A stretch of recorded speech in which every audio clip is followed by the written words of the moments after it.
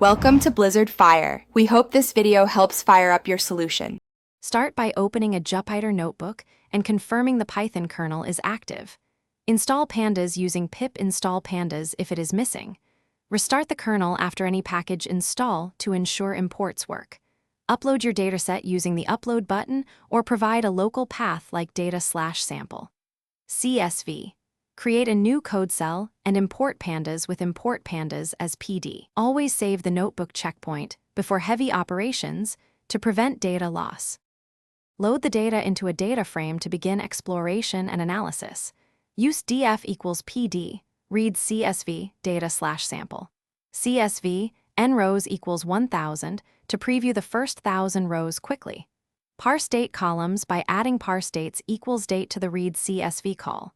Reduce memory by specifying dtype for large columns and use converters where needed.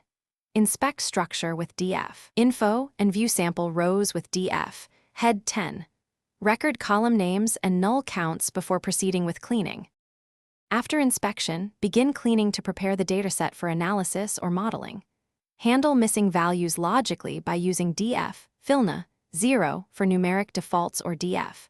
Dropna, thresh equals 3 for required completeness. Convert appropriate string columns to categorical types and downcast numeric columns to reduce memory use. Use vectorized operations and avoid Python loops for performance. Validate changes by rechecking df. Info and df, describe.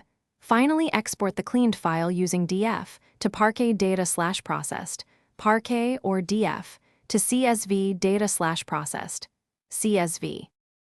Thanks for watching. If you found this helpful, don't forget to like and subscribe.